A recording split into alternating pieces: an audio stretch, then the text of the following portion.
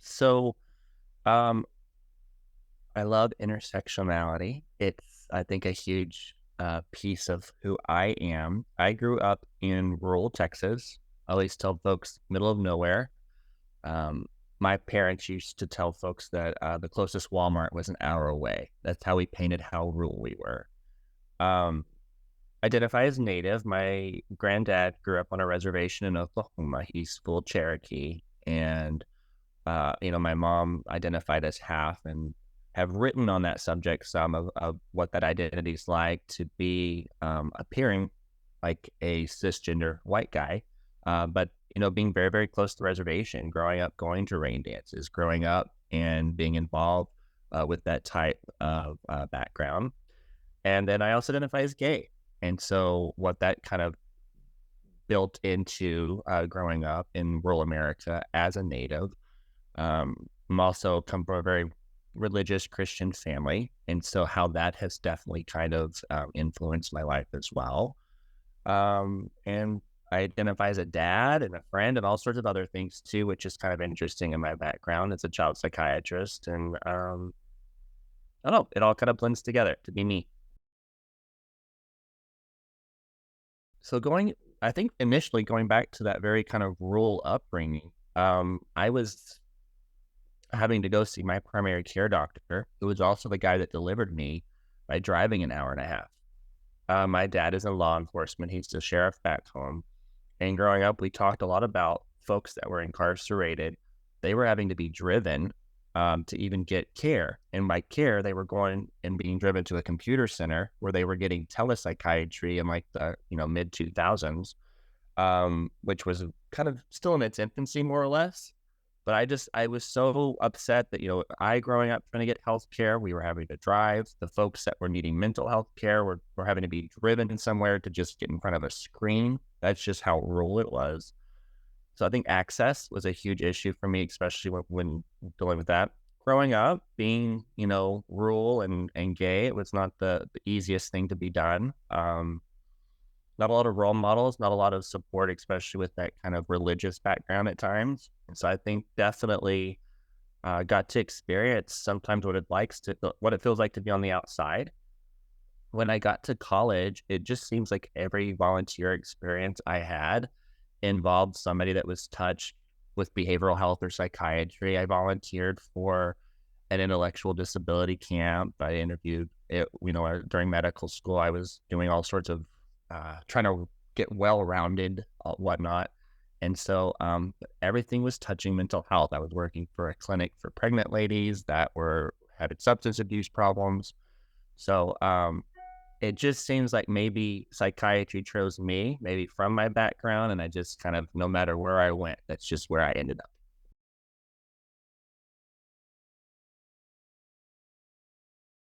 So I got involved with the APA and ACAP, I think my second year of medical school. So I don't want to do the math because that's getting further and further away, but definitely knew I was going to do psych from like the very get-go.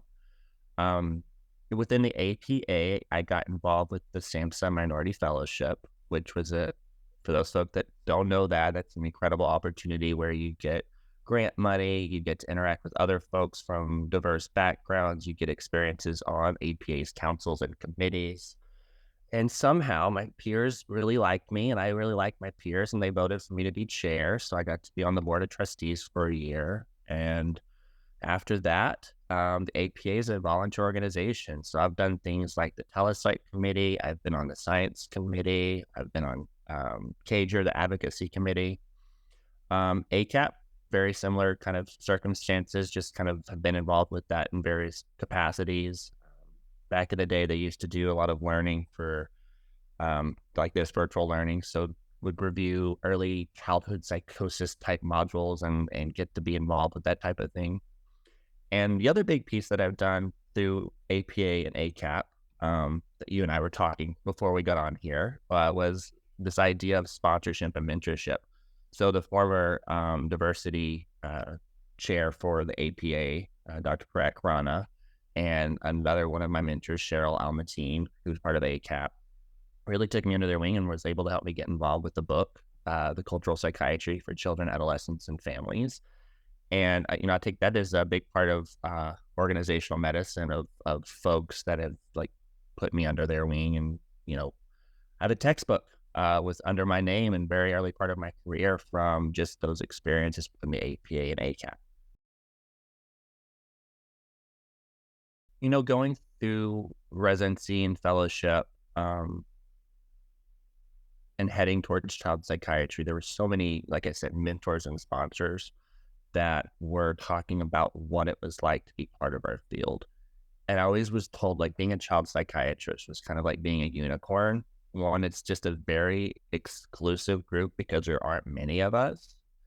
And what that training actually does, not a lot of folks get the training that we do. And the training across the country is diverse, but it's such a privilege to be part of an organization, part of a community of folks that take care of the most vulnerable people in our population. I think as a child psychiatrist too, I've always thought about the work we do. If we do it really, really well, we can really set kiddos up for success. It's so cool to get involved with the family, get involved with the patient. I always tell my kiddos I'm a doctor of feelings, really getting into the what's going on with them. And that includes social determinants that's talking about things like food, housing. We're talking about so many things that touch people's lives that usually don't come into play sometimes in our more medicalized specialties. I won't say all of them, but I think we do a lot more work with that within psychiatry. And that art, there's a lot of science behind it. There's an art to interacting with kids and families. And I think that's what I love about my job. Every day it's different. Every day it's interesting. And that art plus science mixture of getting to be a unicorn is pretty cool.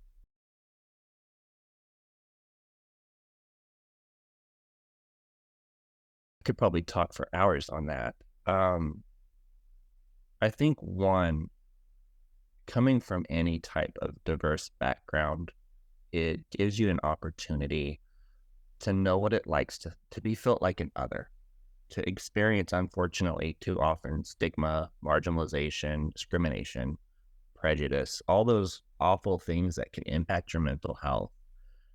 And I think there's a huge correlation between that and sometimes what our patients experience.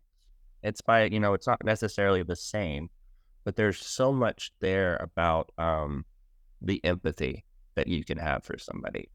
So I think first and foremost, just my background and the things that I've experienced personally as being me, make me a better doctor, make me a better psychiatrist because I can understand what it feels like to be on the outside. That being said, I think folks also like to talk to folks or be involved with healthcare providers that look, think, have experienced life like them. It's easier for me to connect with folks that maybe have a Native background, who have the Christian gay background and what that experience was like to navigate that growing up. I think that's what's so cool about the diversity that you can have within child psychiatry is bringing those personal experiences and understanding where patients are at, and then bringing the science and being able to help people navigate that. When I was thinking about the book we wrote and the things that I do every day, sometimes I really feel like I sometimes get to be the person that I needed growing up. And so I think that's a really powerful way to give back, is being the person that you needed to be or needed to have in your life when you were growing up.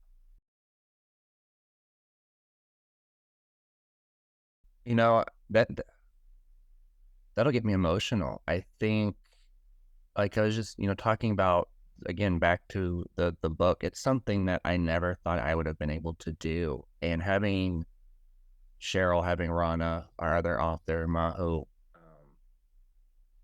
all wonderful, great child psychiatrists, powerful women in the field that welcomed me.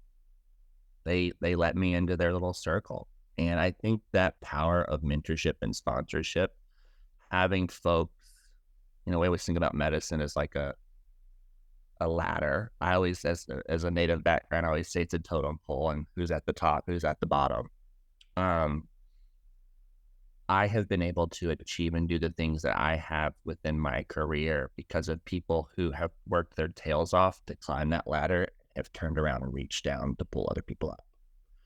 And that's kind of a classic kind of analogy cliche, but I have lived that fully. So I think that's probably the biggest piece, is having people who watched out for me, who've looked out for me, who've built me up, picked me up. Those same type of partnerships I have with other folks too. Is psychiatry is a tough field, and so having those same type of folks just have conversations with. I have reached out to colleagues that look different than me, worship differently than me, love differently than me, and being able to throw ideas off of them, throw patient problems, issues off of them. We deal with suicide in our field. Being able to talk about those tough times where something has gone wrong or gone awry. And I think that's also a big part of why I've been able to get through in my career, is having folks to just have that sense of community, my tribe, if you will, of folks that have definitely built me up and supported me. Alda Stewart, love her to death. In fact, every time I go through my phone and see the picture of hers that I have on my phone, I'm just like, she's just stellar. She looks great on top of just being a wonderful, wonderful person. Saul Evan, he's been phenomenal. Our APA executive director, he's definitely helped me. Felix Torres, he's our current underrepresented person on the board of trustees. Jenny Boyer, I have been so lucky to meet some of these old school or mid-career psychiatrists that have just been just kind and welcoming, and it's what they are everything that I strive to be. Teaching, I really love getting involved with folks that want to learn, and not even just formal teaching, just being able to talk about patients and engage and looking at different ways of approaching different subjects. And I use that term teaching broadly, not just with students, not just with residents, but with our interdisciplinary teams, interacting with our social works and, bringing their background into the medical background, talking to, advanced practitioners like PAs and NPs, bringing them in. Everybody's got a unique perspective. And so that I think it's really important to bring everybody to the table that you can learn from one another and build from that. In my current work, I also think it's just super important to have a lot of folks involved at the table. I've been lucky to have more leadership positions that can advocate for needed change that's really been, that's been stagnant or hasn't been happening in certain organizations. So showing up and talking about things like diversity and inclusion and, belonging, talking about what social justice actually means. How do we put that into practice and get folks truly the help that they deserve? So using my voice as an advocate as well. I always make the joke that I am a cisgender white guy for the most part. And so I get invited to a lot of spaces, and using that power, it is power, using that power to bring, again, that ladder analogy, try to bring as many people up and get them involved and part of the plan. It's hard. I know that people experience different things in different ways. I think, and I just said that in the last question, but using your voice, it's very, very powerful. And sometimes you may not feel that you have that power. You may not feel that you have that ability. Hierarchy of medicine, there's people above you that deserve it, or there's people above you that have been working harder for it, or there's just so many aspects to it that I think we get into our own head about, like, when we're able to speak, when we're able to have a voice, how long we have to stay silent when we have been invited. I just invite everyone to be included, and those conversations need to be had. The medical student that, may not have a lot of medical experiences, they may have a lot of life experience. Speak up. If you're in a room and you're we're treating someone that looks like you and doesn't look like me. Your experience probably matters a lot more than mine. And so to use your voice and, find those people that can amplify your voice, those people that don't want to stifle your voice. I also don't waste time on haters. There are a lot of haters out there. There are a lot of good people. Get past the haters. Don't let them bring you down too much.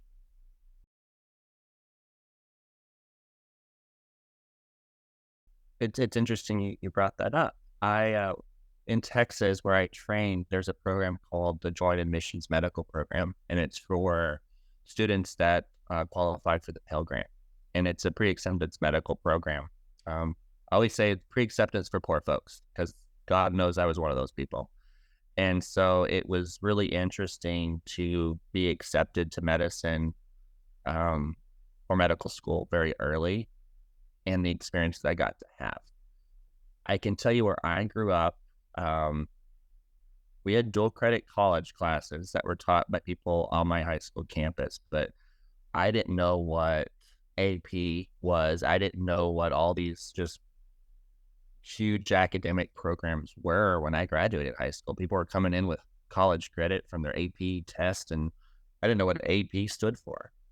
And so there were times where I questioned myself, where I was like, what am I doing? Like, how am I supposed to get from point A to point, Z into medical school? How am I supposed to do all this?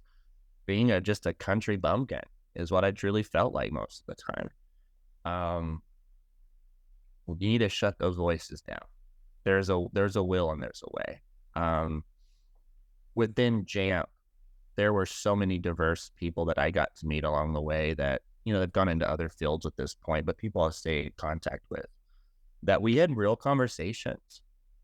My friend Dominique, she's a Black girl from Houston, and her experience of getting into a historically Black college and being able to be accepted to this program was completely different from mine.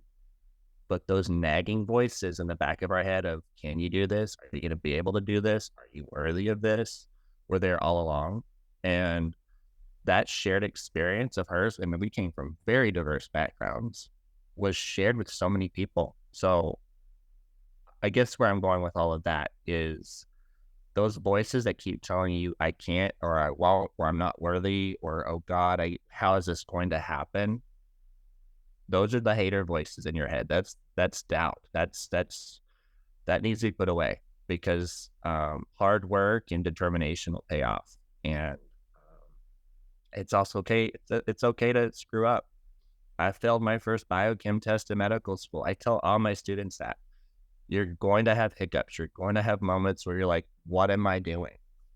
Dominique always talked to me about taking the MCAT and having to retake it. It was so important to not just recognize that those barriers and speed bumps may happen and treat them as such, and keep your head down and keep persevering. I hope that it remains diverse. I hope that we keep recruiting people that are well-rounded, coming from diverse backgrounds. I think we have a lot of work to do. We have a long way to go. Getting all sorts of folks involved in medicine in general, let alone mental health and psychiatry. I think once we can embrace diversity and get more people involved, that's going to be a very successful psychiatric kind of community in the coming years. I want my unicorns that I was talking about to look like the rainbow, to look like the people that they're treating.